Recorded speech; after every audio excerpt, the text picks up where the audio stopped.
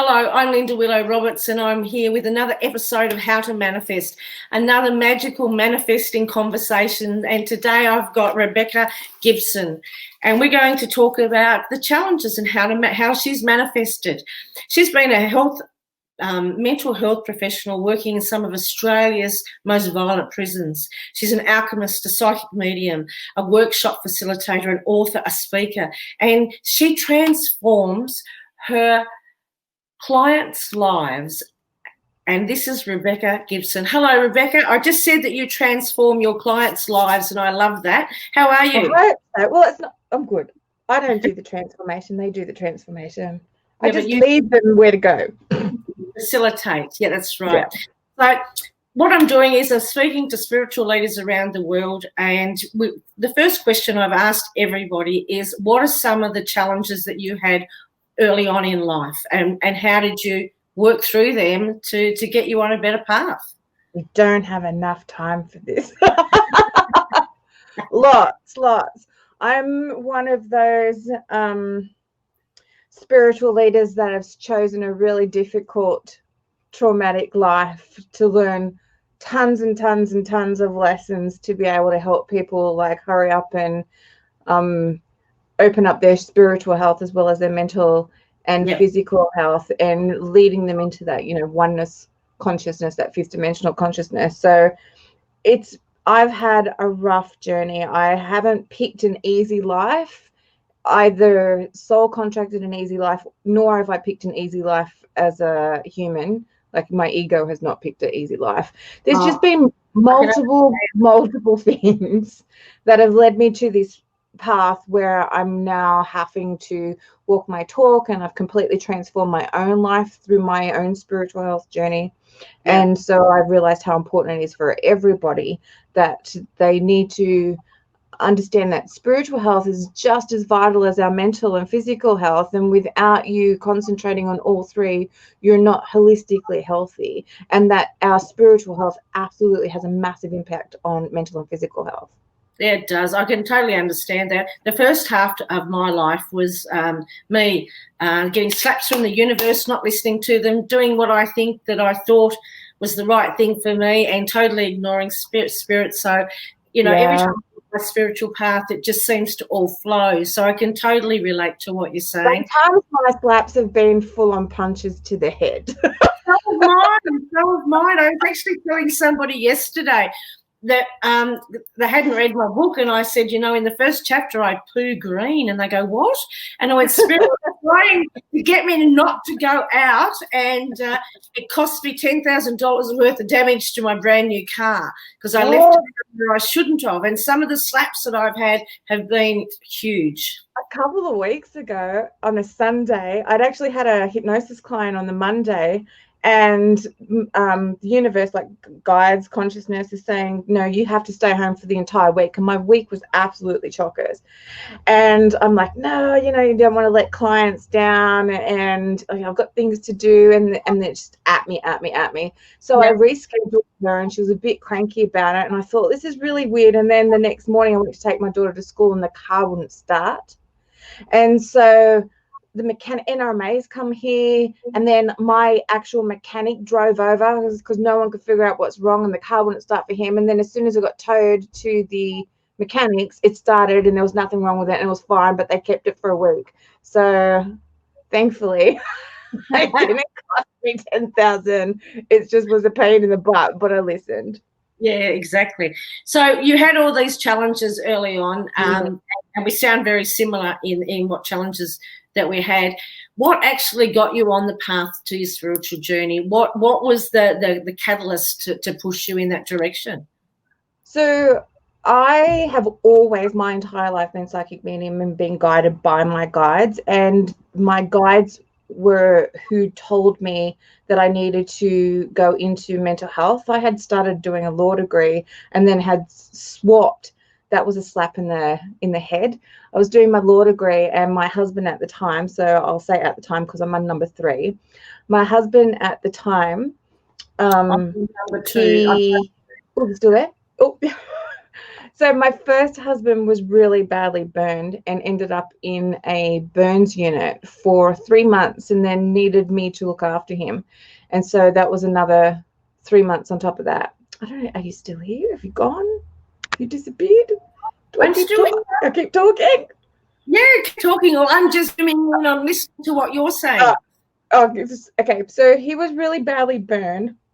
Yeah. And it was a really long story, like really miraculous. He had 65% second and third degree burns and didn't need a single skin graft. And all the doctors were talking about what a miracle, but there was a whole bunch of machinations that had happened for him not to have like suffered skin grafts. He didn't have to have any skin grafts or anything. So then that's when my guides came. You have to swap over into nursing. From there, you're going to go into forensics, and a job was going to be created for you in correctional centres. And so true to form, this brand new position became available in New South Wales. I did not meet the criteria. You had to have been working for 8 years. You had to have had forensics experience. You had to have had your master's degree, and I got it 9 months out of university. I got given this specialist position above all of these very experienced staff. And then working in correctional centres, I tried to shut all of my abilities down. It was super harsh environment, obviously. And then went into emergency psych after that. And then 2016 was right at the end of 2015, right at the beginning of 2016. I had started a very left brain product based business because I just had my daughter in 2014 and I didn't want to continue working in such violent environments. And so I started this product-based business and was trying to wrap my head around that and doing all the masterminds and things. But at the same time, I was experiencing this huge awakening.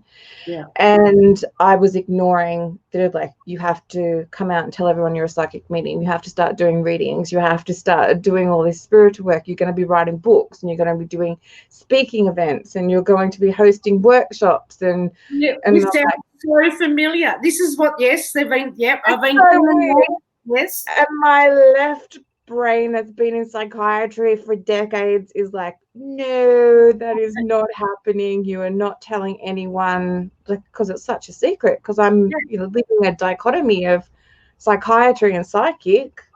They don't blend well. Yeah. They do, but in ego land they don't blend well, but I see how well they blend. You know what I mean? Analytical and you're spiritual. Yeah. So an incident happened. It was very strange. I was coming into an intersection one afternoon and the light was green for ages, and I had my daughter, who was about 18 months at the time, in the car, and coming into the intersection, it was 3 lanes each way. I'm turning right, so I've stopped in the first 3 lanes. Like, I didn't stop, the car stopped, and there was this blinding bright white light and the car just stopped. And then, like, slow motion, it was very strange. This car came from the left, went through the red light and was doing 30 to 40 Ks over the speed limit. And had I'd still been driving into the intersection, it would have hit my daughter's side of the car and killed her. The car was going that fast. Yeah. And then the car started again, and I was like, really, it was like an out-of-body experience. It was like, it's like a dissociation. It was very strange. Went home, said to my husband, the weirdest thing just happened. He's like, oh, here we go, because I'm a drama queen. He's like, oh, it is being dramatic, but he gets on the dash cam and he's like, what's that light? And I'm like, I don't know. So him being so grounded in his left brain drives us out the next day at exactly the same time, trying to like look at sun angles on mirrors and trying to figure out what it is, and couldn't come up with anything rational. And because I was back in the spot 24 hours later, I dissociated again. And then I came home, and then I just started automatic writing, channeling for hours every single day for months and months and months about all this political stuff and stuff to do with 5th dimensional consciousness that I hadn't heard of before, and stuff about oneness and the war of humanity between love and fear, and that it was my job to be a soldier for love, and then I had to lead people into discovering self-love and self-worth through doing it myself, and I had to come out and be authentic and tell people the full extent of who I was as a person and not hide those aspects of me that I'd grown up being told was madness, and then had gone and reaffirmed that over and over and over again in my career. And then anyway, here we are. Wonderful. I'm glad you're here, because we're opening people's minds, and you're making them curious, and you're making them think, and all of those sorts of things. So when you came out spiritually, were you still working in the correctional services? No, I was working in adult emergency psychiatry in hospital system at that stage. Yeah. And I tried to juggle the two, and I really, really, really struggled. One thing was really good because I had more of an understanding that I was an empath. I didn't know what that was before, and it explained so much of my health problems and what had happened to me in really toxic environments and not being spiritually healthy. Yeah. And so when going back into psychiatry and looking at certain diagnoses and how that was just empaths, and had they been taught how to look after their energy, their mental health wouldn't have deteriorated as much as it had, that kind of thing. So that was a good thing, but it just didn't feel right to me anymore. It didn't feel aligned to me anymore. And I was working like for a small money amount in a really hostile, hard environment. Yeah. And I was swapping nights. I was working night shifts, trying to grow my business during the day and parent. And that's when the other side's at me, you need to give it up. You've got to give it up. And I'm like, no, this has been like 25 years this year. I can't. I've done all this study and it's all these years and I can't give it up, and it's security and scarcity and all that stuff. And then it was part of also who you were. It was you had made yourself part of, that's who your identity was.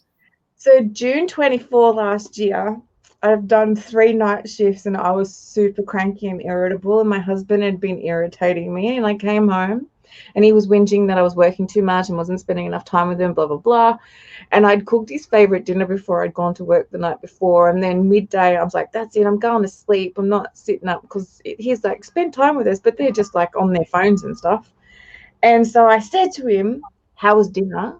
And the foolish man says to me, it wasn't one of your best. Oh, no. I was just like, rah! And then it all comes flooding out. And I ended it with, I need a fucking break. I need a break. I can't keep doing this. You need to help me. And I'm like, get out. And he's like, no, you get out if you've got the shits. So I walked outside and my foot spontaneously broke. Oh, like really? 5 minutes after I said it. Yeah. So that was 6 months on crutches. You said I need a break. That's how good I am at manifesting. Me too. Yeah. I'm manifesting crap instantaneously. Anyway, so I haven't been back to the hospital since, and my business has taken off. Yeah, that's what it is. What you say, it's instant manifestation now. We're in 5D, and it's like unlimited. And as soon as you say it, it's there. You know. And so told me a lot that, because I was really struggling with the whole manifesting the money, manifesting a successful business, manifesting the things that I desired or wanted. But the things that I didn't want, like it would be instant, like that. 5 minutes later, my foot would break. And then that's when I learned it's the emotional frequency that's the massive power that pulls in what you're asking for. And I was asking for a break, and I was in such fury that it was just like, boom, here you go, done. Have it. See, I wanted freedom. That was the feeling that I wanted to. And because I was a wild child, I could live, you know, in freedom quite easily. And as soon as I put it out there, this is the feeling I wanted to do, and started matching that, it just started rolling in for me, and the opportunities and the doors just opened. But wow, didn't I learn hard? Like, even to the point of, somebody said to me once, what's your favourite like mob movie? And I said, oh, Scarface. And then a couple of years later, I ended up having to have a carcinoma cut out. Now I've got a Scarface. And I've gone, like, you have to be so specific. Yeah. I'm always really specific with things like I need a break. I was like, have a break then. Have a Kit Kat. I'm ready for a break, I can tell you. So I'm more mindful of my choice of words now, and the emotional frequency in which I put behind what it is that I'm asking for. Yeah, it's much better, isn't it? And it's like living on purpose. Now, you talk about an empath. Do you think, like, I've been doing this for 35 years, and so it's the trendy word at the moment, you know, being an empath and being a super feeler and all of those sorts of things. It's really, really quite trendy at the moment. Same with narcissism. Oh, People just throwing these words around without any real concept of what it truly means. yeah, I know. Like somebody said to me the other day, you're about gaslighting. And I'm like, what is that? You know, I don't, you know. So, yeah, it's just all being put out there. But like when we teach how to manifest, like you've just said just then, you know, you have to be so very careful what you say and the energy and the frequency that you're vibrating at. So I really think that when we're teaching people, empathic people, we need to actually look at the side of how we can empower them rather than that's what I'm all about. Yeah. Because all of I use the term literature loosely, all the books and stuff that are coming out around empaths is very much fear-mongering. Yeah. Telling it's basically, it's like, because we all have the same 4 archetypes. So we all have like 12 to 20 archetypes, but we all share the same 4, which are our shadow archetypes. So inner child, victim, prostitute, and saboteur. Yeah. And empaths in a beg your pardon? I can tick 3 of those. We've all got 4 of them, all of them. So our empaths in a victim is very, very strong, because once that alchemizes, it's alchemized into warrior, and that's what we're here for. That's why there's so many empaths en masse now, because we're warriors and soldiers of love, and we're recalibrating the emotional frequency of the collective consciousness into love. So most of us will go through traumas from childhood, which will trigger victim constantly for victim to then become empowered into warrior. But what's happening is all the books and stuff that's coming out is still poor empaths are being sucked dry by psychic vampires. Poor empaths are soaking up everybody's energy. Poor empaths need to stay at home. Poor empaths are too sensitive. Poor empaths have got the big bad wolf narcissist constantly seeking them out, wanting to destroy them. And none of that's true. It's actually, the more that we take responsibility and accountability for our energy, what we're doing with people, how we're showing up, how we're teaching people to treat us, because the most empaths really suck at boundaries and being assertive. I've definitely had that. The more we do that, the more we're disempowering ourselves. So once we have a look at our shadow aspects and those aspects of ourself that come from ego and fear, and then we put them over into warrior, the stronger we are. And then we realize, oh crap, I'm really responsible for what energy I'm giving out. Because a true empath, although they'll feel everybody's emotions around them, if they're in a heightened state of emotion, everyone around them will feel the empath's frequency rather than the empath soaking up everybody else's. And I know if I'm sad, I have to isolate myself, because everyone around me gets sad. If I'm happy or get really hyperactive, everyone around me gets really hyperactive. If I'm anxious, everyone gets anxious. If I'm angry, everyone starts getting really irritated and agitated. Now that I know that I do that, I will actually remove myself because I don't want to impact them, rather than removing myself because I don't want to be impacted by them. Yeah, and that's exactly right. You know, when I'm in my sweet spot is what I call it, and I'm full of confidence and I'm vibrating really, in my frequency is high, I can do anything. I can manifest anything. I can work through anything. And sometimes it gets a little bit too much for other people. Yeah. And they just like, oh, like, you know, what's going on with you? Who poked the bear? And it's not. It's me in my full power. But not everybody can cope with that. No. So I find the more accountable and responsible I am for my behavior, the easier my relationships are with people in my life who are considered narcissistic. Like, narcissistic by the definition of the DSM-5, not social media's definition of a narcissist. Oh my God, he looked at me the wrong way and he was so mean and he set boundaries. He's so narcissistic. Poor me. I'm like, that's not a narcissist. It's just someone who you're finding difficult to get along with. It doesn't mean that, you know, they're completely separate from self-love. And narcissists aren't monsters. People paint them out to be monsters. People get a lot of diagnosis is confused. Like there's a lot of people who have very strong antisocial personality disorder, and they're the ones that really don't give a flying crap about other people's feelings or what happens with them, and will break the law and will not comply with rules or society or anything like that. That's very different from the majority of people who have narcissistic personality. So, but you know, social media, whatever you say on social media must be true. No. You know, and you know, you've got to be curious. You've got to research stuff yourself. You can't just this on board.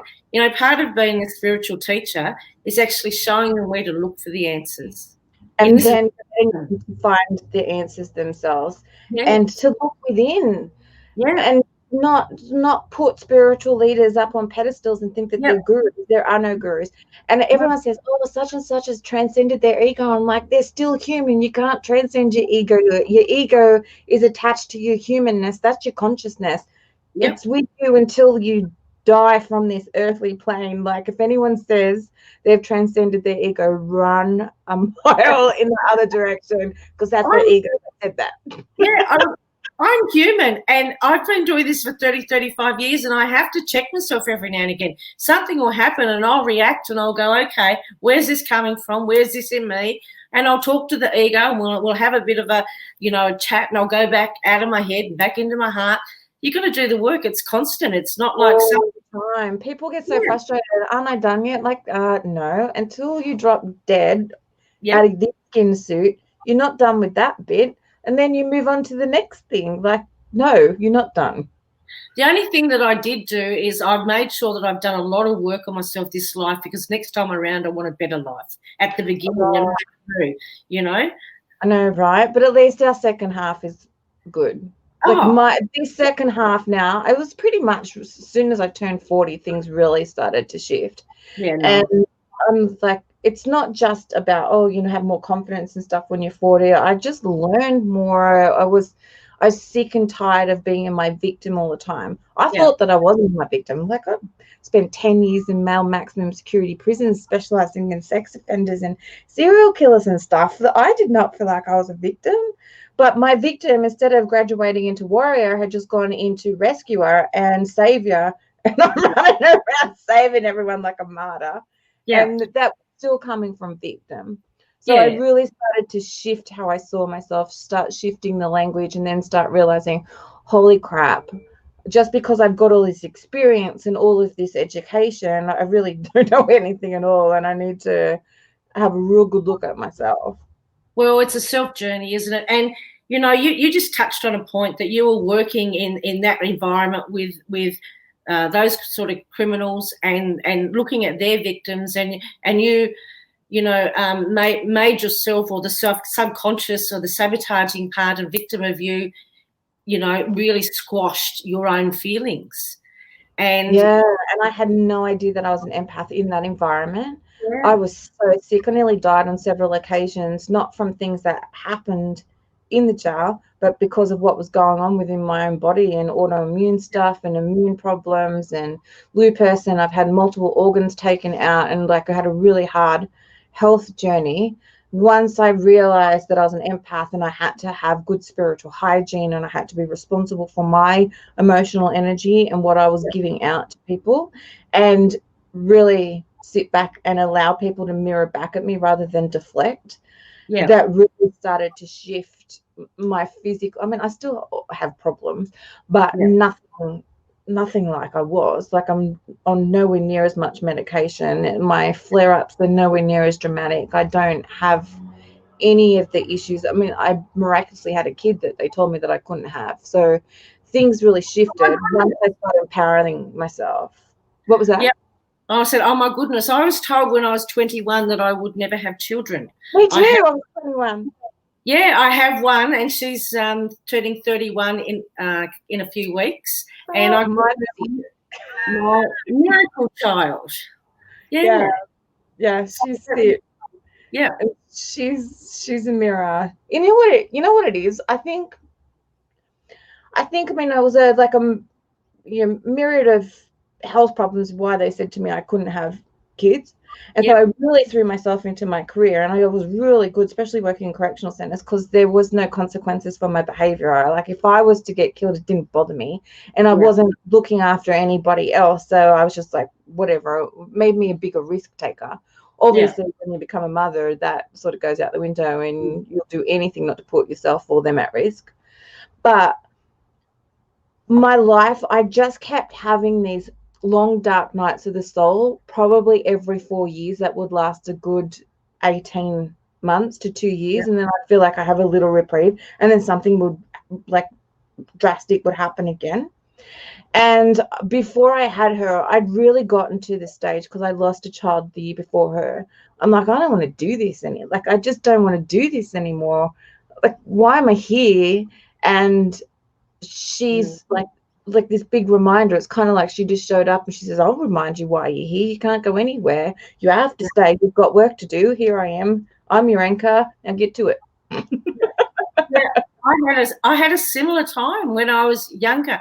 I just didn't want to be here anymore. And it was one night in bed on my own, and these arms or this warmth or something went around me that I've not ever felt before. It wasn't from this earth. And I just felt, and they said, you've got things to do. And I still didn't listen to them. I still went and did whatever I wanted to and got slap, slap, slap, slap, slap. But, spiritual masochists, that's what we are. That makes us so much better teachers, I think, because we've lived lived through stuff, and we can talk about our experiences. I feel like I've had 10 lifetimes before the age of 40. Yeah, tell me about it. I know I did everything to excess, except I wasn't promiscuous, but I did do everything except. So I said, somebody says, do you drink? I said, look, I drank enough in my lifetime for 3 or 4 lives, That's me. But that's that. Shopping, working, you're just like a holic at the end of workaholic, alcoholic, like gymaholic, whatever. Yeah, or like if I'm reading, I've got 5 physical books and 5 audio books all are going at the one time. I can't, like, my brain just is ridiculous. Everything. Hey, you said something a minute ago that I tweaked. We've only got a couple of minutes left. You said that you stopped deflecting people away from you. Yeah, well, when people were mirroring back to me my stuff and triggering me, I just automatically, and this is a big thing that empaths need to understand about themselves. Empaths are highly narcissistic. I call it narcissism in shadow. So like proper narcissism, for someone to truly love themselves, they're loving themselves as in source energy, their connection to oneness, God, the universe, whatever word you want to add, like put onto like that energy, connection to self, and loving yourself and having self-worth and self-value. And so then when you're not, like when you're not in that line of light, that energy, you like drop into shadow. And so you'll have like the traditional form of narcissism where they're not validated, like they can't validate themselves, they don't love themselves, they really struggle to connect into love-based frequencies.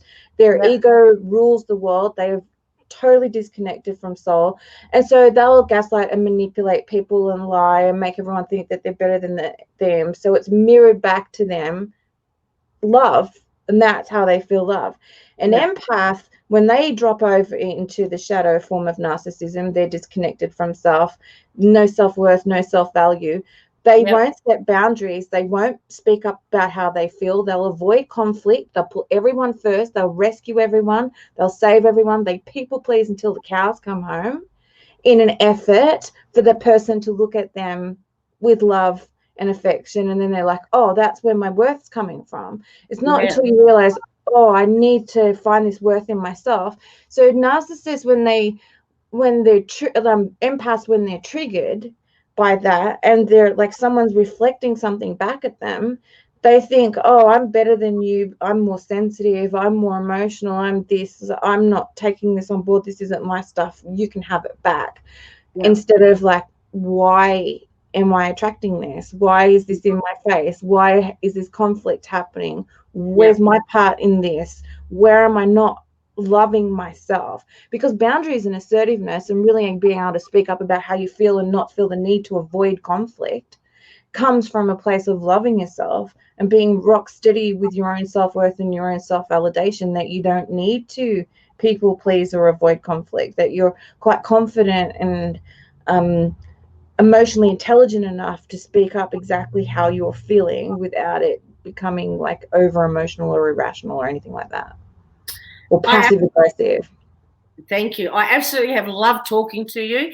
Now, Rebecca, thank you. Where can people find you? I love hanging around Facebook. So Facebook, Rebecca Gibson, psychic medium. They can find me on my website, www.rebeccagibson.com.au. Okay. And I'll put the link on anyway so they can find you. Oh, cool. But thank you very much. Facebook on my website. Nice. Thank you very much for joining me. Thank you so much for having me.